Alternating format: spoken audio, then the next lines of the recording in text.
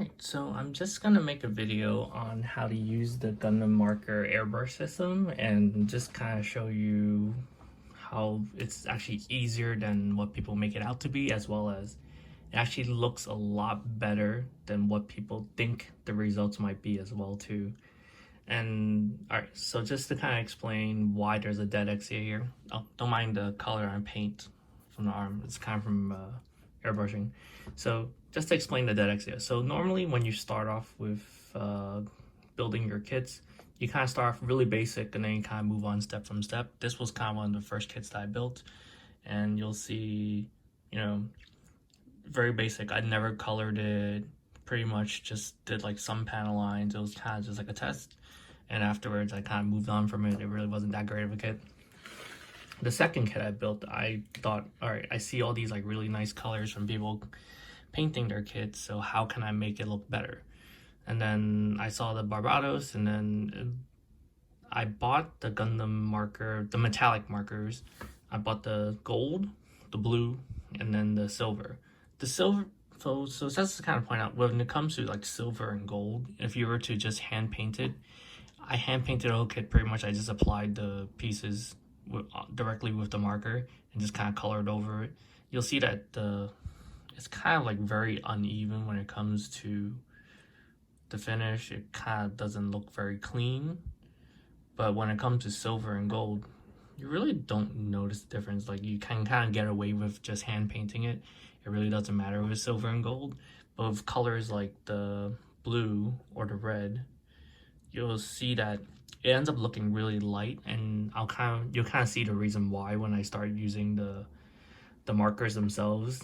And it's because when you're using the metallic markers, the paint is mixing with the actual paint color and like this like silver color, which you'll kind of see. And that's the reason why you end up with like kind of these uneven finishes that don't look good. And then once I got a little bit better, I'm still not like the best at it, but once I got a little bit better at it, the Gundam was one of the kits that I did, as well as the Tekkaman blade over here. You'll see that on the Tekkaman blade, the colors actually ended up a lot nicer when it came to the royal metallic red. And then with the Gundam, the red didn't come out as good, but when you compare the blue with the hand painted one, the blue color, you'll see it comes out a lot more smooth, and it doesn't look as horrible as when I hand painted it, and it just looks a lot more clean. As well as like the gold, I would say like the gold doesn't really look as different, but it still does look better. But yeah, so pretty much all you really need to do is buy one of these Gundam airbrush systems. I think that does come with a version that does come with just the brush itself, but I'm not quite sure if the ones that come with just the brush itself will come with the actual hose, which you do need. So, and then the kit itself comes with the actual canned air. The reason why I came up with this is because I don't like the canned air, since one, you gotta continuously buy these canned airs, and I don't even know where to buy these Mr. Hobby canned airs, even if I was lazy and wanted to. A second reason why was because if you wanted to buy these canned airs, when I was using them, it kind of felt like one of those canned airs you use to clean your computer, where it gets really, really cold, and then once it gets really, really cold, you have to wait for it to warm back up before you can use it again. So over time, I would assume that would end up being really expensive. So what I thought of was, if I can get an adapter, then why can't I just end up painting it like a regular airbrush? So what I ended up doing was I bought one of these hose joints. I think it's specifically for the airbrush system, where you get an adapter, and what the adapter does is you'll attach the adapter to this, so that way the airbrush hose can attach to whatever compressor you end up using. I ended up just getting one of these like small compressors on Amazon. It was around like $70 or whatnot. Because the reason why I didn't want to actually use an actual airbrush is because with an actual airbrush, you actually have to clean it, and the compressor comes with this huge tank that I didn't really feel safe using, as well as it kind of just takes up a lot of space. Whereas with a small compressor like this, you don't have to worry about like, oh, is it dangerous or not, where you have like the pressure buildup with the air and whatnot. It just takes up like so much less room. And then with the actual airbrush system, you could kind of look up anywhere, just Google like Gundam airbrush system. It's between like $45 to like $60, which is pretty inexpensive. When you think about the actual markers itself, you could buy like sets of the markers in any color you want. I do recommend the metallic ones if you're gonna go with airbrushing. That's why like these colors look so much nicer. You could try the other different colors as well too. Like they have like the basic color Gundam markers if you don't want it as shiny and you just want like a basic yellow and whatnot, you could do that. And these sets of markers come with like a bunch of colors. It's around like $20 or like $15 to $20 if you're to buy like single colors. Like for me, all I really wanted was like the metallic red for a lot of kits. These things are like $5, $6 max. Sometimes they're like $2, $3. So I'd go with that. And then I'm just gonna show you how to use it. All right, let's get these kits out of the way first.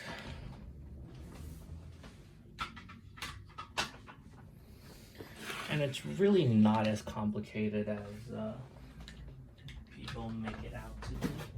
It may seem like very daunting at first, but as I'll show you, it's really not that hard. All right, so what you want to do is like, especially if you don't really have a lot of room to work with, where I'm just doing this on my computer table. So let's just say you're using your airbrush station. All right, so this is airbrush station 5000. So what you want to do is like kind of just have a box, any box you have laying around. The reason why is so that way, even though it's not actual paint, you're still having like kind of like particles that are kind of flying around, and you don't really want to get the things around you dirty. So what you do is pretty much very straightforward, right? So you have whatever marker you want to use. You kind of want to just give it a good shake. The first time you use the marker, it actually might not be as easy. So once you give it a good shake, what you want to do is just kind of want to press it onto like a piece of paper. Once you see that it's running, so I'm going to show you here the reason why when you're hand painting it, as well as you see how on here there's all these like silver parts. The reason why metallic markers are metallic is because it mixes the base color with like a little bit of the silvering, so that's what gives it the shine. If you're to hand paint it, they don't come out as good, because a lot of the times when you're painting onto it, when I first started, and then even if you look it up online, a lot of people ask, how come the color is always just silver as opposed to the actual color itself? That's the reason why, which is why I thought if you use the actual Gundam airbrushing with the if it'll look a lot better, and it actually did turn out really good. So what you want to do is you just kind of want to line it up. Let me try to get it. So you want to kind of line it up and just have it kind of straight and flat. There. You might not get it the first time, which is why I always recommend using a piece of paper. And I'll show you kind of like when you spray it, which would be like a good spray that you could start doing it on the actual piece itself. So once you kind of get like a good spray like that, you want to get off like those little splotches. Once you start getting a good spray, you just get your piece and pretty much you just want to pass the piece, and then you'll see that you'll actually get the color on there, and you just kind of let it dry and have it in your stand or whatever it is. I'll show you on a different color, the Royal Metallic Red, which is the one that I like the most. Again, if sometimes you can't get the ink to flow, what I do recommend is no matter how many times you shake it, just get like a warm cup of water and just have your marker sit in the cup of water, and then that should do the trick for you. Just be careful though, if you use like a warm cup of water, don't have it sit in there too long, because then once you dip the marker down, it'll make the ink flow too much. So again, you just line it up.